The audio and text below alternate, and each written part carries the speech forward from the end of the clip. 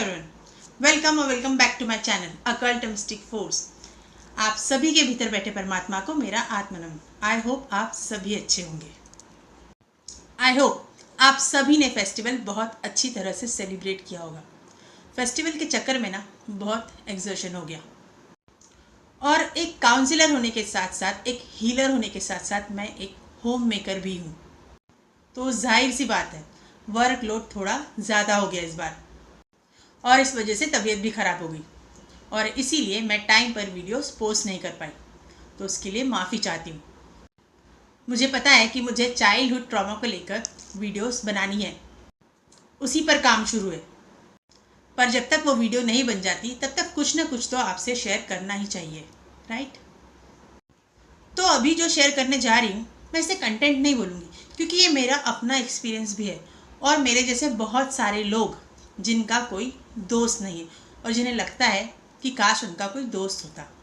तो ये उन सब के लिए है जो ये सोचते हैं कि काश उनके पास कोई दोस्त होता। तो चलिए शुरू करते हैं। वो सारे लोग जो बुरा फील करते हैं ये सोच सोचकर कि उनका कोई दोस्त नहीं है, जो ये सोचते हैं कि काश मेरा कोई दोस्त होता जिससे मैं अपनी हर बात शेयर कर पाता। और आज के ज़माने में अच्छे दोस्त होना किसी ब्लेसिंग से कम नहीं है। अगर आज के टाइम में आपके पास अच्छे और सच्चे दोस्त हैं तो आप सच मायने में लकी हो। पर यह बिल्कुल भी ज़रूरी नहीं है कि सबके पास सच्चे और अच्छे दोस्त हो। ये तो हो गया स्टोरी का एक साइड। अब सेकंड साइड समझाती हूँ। बिल्कुल भी ज़रूरी नहीं है कि जो मैं आपसे कहने जा रही हूँ वो सबको सही लगे या सबके समझ में आए।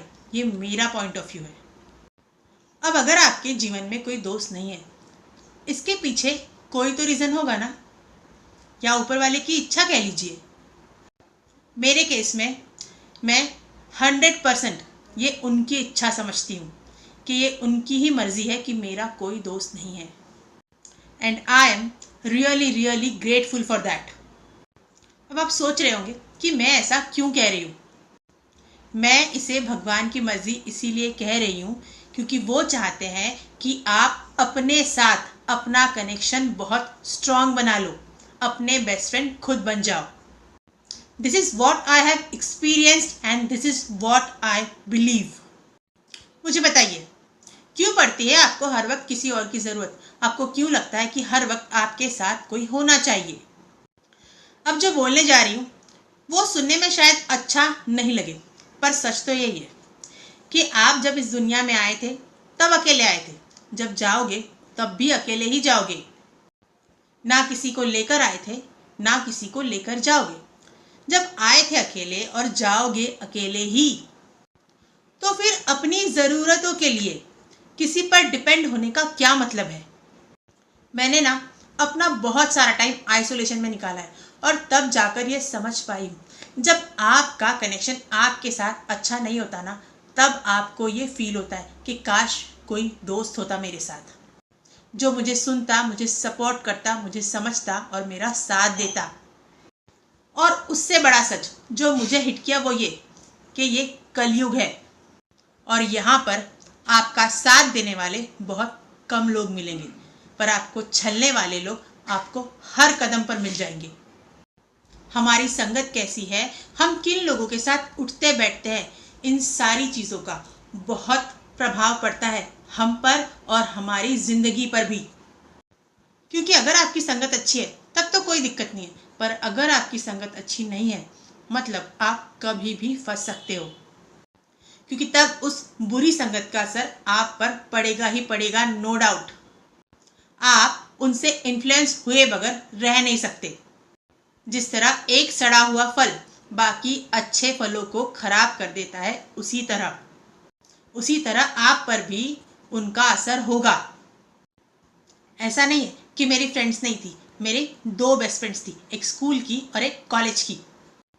पर जैसे ही स्कूल ख़त्म हुई, अलग अलग कॉलेजेस में एडमिशन हो गया, और दोनों के घर बहुत दूर दूर थे, तो आना जाना होता नहीं था, तो कनेक्शन लूज़ हो गया, मतलब कांटेक्ट में नहीं रहे।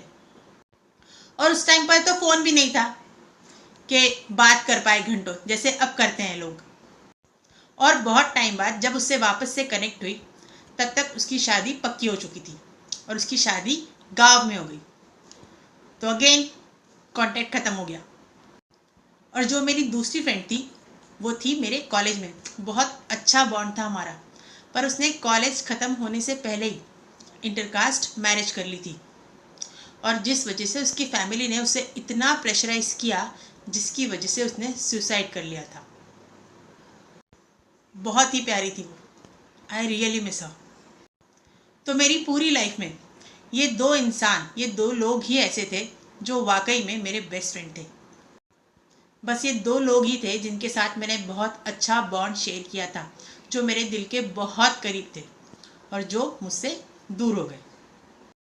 उसके बाद मेरा कभी कोई बेस्ट फ्रेंड नहीं बना, मैंने बनाया ही नहीं। और फिर मेरी शादी हो गई और मैं अपनी लाइफ में बिजी हो गई।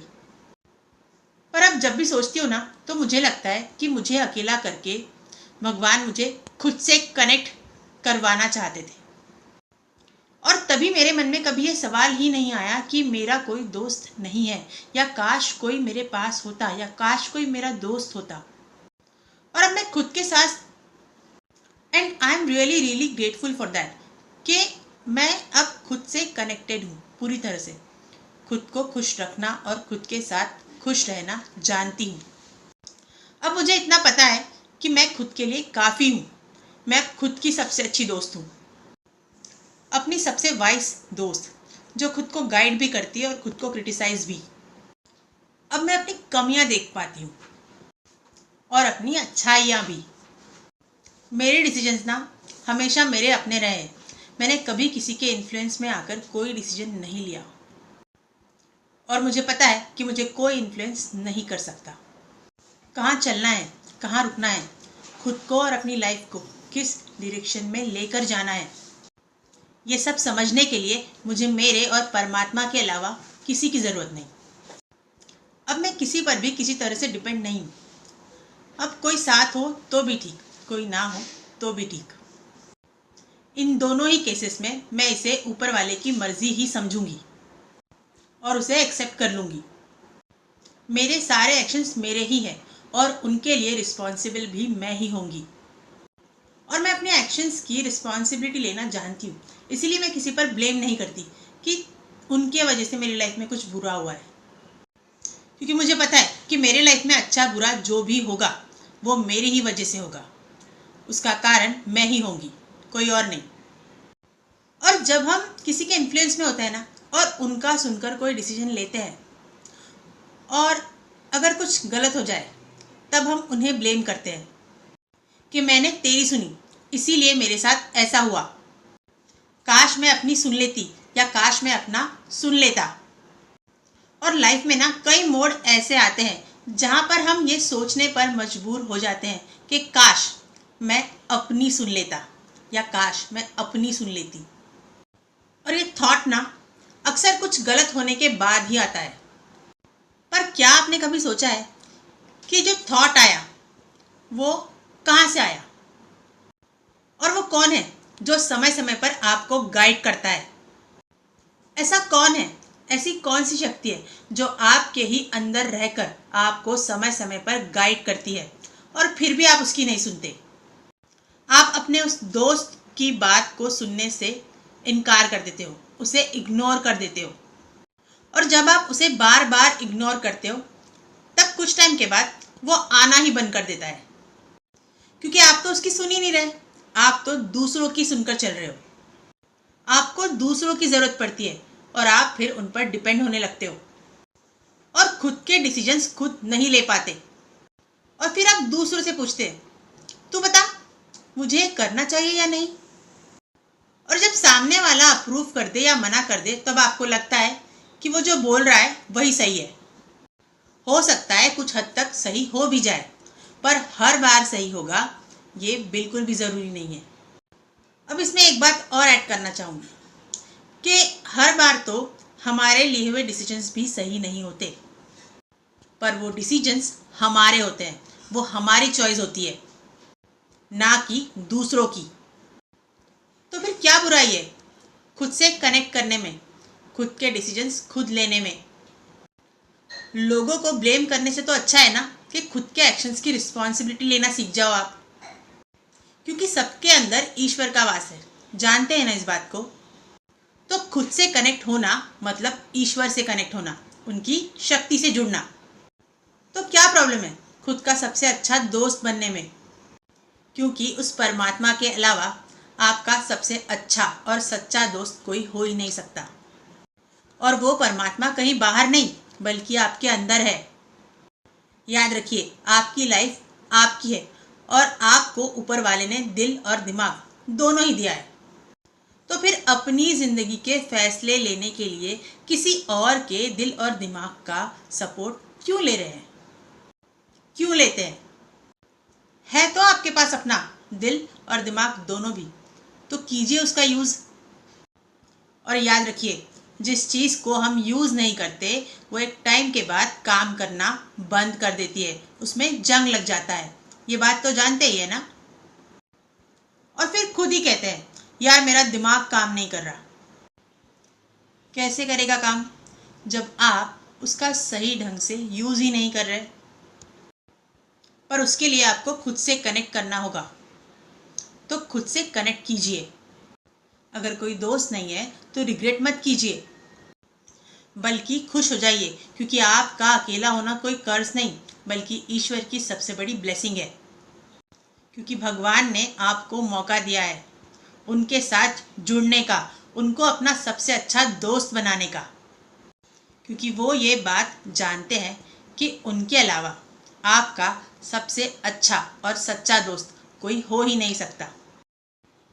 आई नो, जिंदगी में ना कई बार ऐसे मोड़ आते हैं जहां हमें लगता है कि हमारा साथ देने वाला कोई नहीं है। लोग गलत समझते हैं, पीठ पीछे बातें करते हैं, और ये सारी फालतू बातें सोच सोच कर ना हम अपने मेंटल पीस की धज्जियां उड़ा देते हैं। और फिर जब हम सिचुएशन को हैंडल नहीं कर पाते तब हमारा flight and fight mode active हो जाता है। और फिर या तो हम खुद को सही साबित करने के लिए, खुद को डिफेंड करने के लिए लड़ जाते हैं, या फिर उस सिचुएशन से ही भाग जाते हैं, उसे फेस ही नहीं करते। जब हम फाइट मोड में होते हैं तब हम खुद को डिफेंड करने लगते हैं, सफाई देने लगते हैं अपने लिए, लोगों से लड़ जाते हैं। और जब हम फ्लाइट मोड में होते हैं तब हम वहाँ से पलायन कर जाते हैं, भाग जाते हैं, उसे फेस ही नहीं करते, क्योंकि हमें उस सिचुएशन को फेस करने से ज़्यादा सही वहाँ से भाग जाना लगता है। और ये सबके साथ होता है, मेरे साथ भी हुआ है। और फिर हम इसी लूप में घूमते रहते हैं और हम समझ नहीं पाते कि इस सिचुएशन को डील कैसे करें। और मैक्सिमम टाइम हम सिचुएशन से इसीलिए भी भागते हैं क्योंकि हमारे अंदर सबसे बड़ा डर होता है कि लोग क्या कहेंगे। क्योंकि अगर आमना सामना हुआ तो बातें होंगी, तो इससे बेटर है कि भाग जाओ। क्योंकि हमारे मन में सबसे बड़ा डर यही होता है कि दूसरे क्या सोचेंगे। और मैं ये बात इतने साल बाद अब जाकर समझ पाई हूँ कि अगर आप इस लूप से बाहर निकलना चाहते हैं तो लोगों की बातों पर ध्यान देना बंद कीजिए, क्योंकि वो तो बोलेंगे ही, चाहे आप कितना भी अच्छा कर लो। क्योंकि लोगों के तानों से तो ना कृष्ण बचे ना राम, तो आप और हम क्या है। अगर बार बार ऐसा फील होता है कि कोई समझ नहीं रहा तो खुद को समझना शुरू कर दो। अगर ये फील होता है कि कोई प्यार नहीं करता तो खुद से प्यार करना शुरू कर दो। अगर लगता है कि कोई इम्पोर्टेंस नहीं दे रहा तो खुद को भर भर कर इम्पोर्टेंस देना शुरू कर दो। अगर आपको लगता है कि कोई आपकी केयर नहीं कर रहा तो इस बात की गांठ बांध लो कि किसी ने भी आपकी केयर करने का ठेका लेकर नहीं रखा, तो आपको अपनी केयर खुद ही करनी होगी। अगर आपको ये लगता है कि कोई साथ खड़ा होने वाला नहीं है, कोई साथ नहीं दे रहा, तो खुद का साथ देना शुरू कर दो, खुद के साथ खड़े हो जाओ। तभी आप को डिपेंडेंसी से बाहर आ पाओगे। क्योंकि जब आप ज़रूरत से ज़्यादा को डिपेंडेंट होते हो ना, तब आपको हर वक्त किसी न किसी के साथ की ज़रूरत महसूस होती है और आपको इस को डिपेंडेंसी से ही बाहर आना है। और अगर आप इस बात से परेशान हो कि लोग पीठ पीछे बुराई करते हैं, तो प्रेमानंद जी महाराज की एक बात याद रख लेना। वो हमेशा कहते हैं जब आपकी कोई बुराई करता है ना, मतलब वो आपके कर्मा काट रहा है, आपके कर्मा क्लियर कर रहा है। और इससे अच्छा तो कुछ हो ही नहीं सकता कि दूसरे आपके कर्मा क्लियर कर रहे हैं, तो करने दो बुराई। और इसे ना इस वे में लीजिए कि कुछ तो बात है आप में। जब लोग आपकी बातें करते हैं, कुछ तो अलग है आप में, कुछ तो खास है, तभी आपकी बातें हो रही है। It means you are unique, you are doing something that they can never do. To hell with who thinks what. They are anyways not gonna support you. So why are you giving them the time of the day and wasting your precious moment, minutes and hours and energy on the top of everything? तो chill करो और खुश हो जाओ। जिसे जो सोचना है, जो बोलना है, बोलने दो। सफाई देना बंद कर दो, क्योंकि हर कोई आपका एक्सप्लेनेशन डिजर्व नहीं करता। सफाई उन्हीं को दो जिन्हें देना बेहद ज़रूरी है। किसी और के वजह से अपनी मेंटल पीस को बर्बाद मत होने दीजिए, क्योंकि आपकी हैप्पीनेस आपके हाथों में है। और जिस तरह आप सबको खुश रखते हैं, सबकी रिस्पॉन्सिबिलिटीज निभाते हैं, सारी रिस्पॉन्सिबिलिटीज निभाते हैं, उसी तरह खुद को खुश रखना भी आपकी ही रिस्पॉन्सिबिलिटी है। और वही आपकी अटमोस्ट प्रायोरिटी होनी भी चाहिए, क्योंकि खुद के लिए थोड़ा सेल्फिश होना तो बनता है, राइट? आपको पता है कोई आपका एनिमी नहीं है, आप खुद ही हो अपने सबसे बड़े एनिमी भी और अपने सबसे बड़े बेस्ट फ्रेंड भी। अगर आप अपने अंदर की उस पॉजिटिव एनर्जी से, उस ईश्वरीय ऊर्जा से जुड़े, तो अपने बेस्ट फ्रेंड बन जाओगे, सबसे बड़े दोस्त बन जाओगे। और अगर आपने अपने अंदर की नेगेटिव एनर्जी को, अपने अंदर के डीमन को, अपने अंदर के उस शैतान को खुद पर हावी होने दिया, तो आप अपने सबसे बड़े एनिमी बन जाओगे। मैं तो अपनी बेस्ट फ्रेंड हूँ। अब आप डिसाइड कीजिए, it's up to you, make a choice. Decide कर लीजिए क्या बनना चाहते हैं आप, अपने सबसे बड़े दुश्मन या अपने सबसे बड़े दोस्त। आई होप जो बात मैं आपको समझाना चाह रही हूँ वो आप समझ पाए हो। तो चलिए मिलते हैं अब अपनी नेक्स्ट वीडियो में। तो इतने प्यार और इतने पेशेंस के साथ मुझे सुनने के लिए thank you so much from the bottom of my heart. Thank you so much for listening with lots of love, gratitude and infinite blessings to all of you. हर हर महादेव, जय माता दी, जय श्री कृष्ण।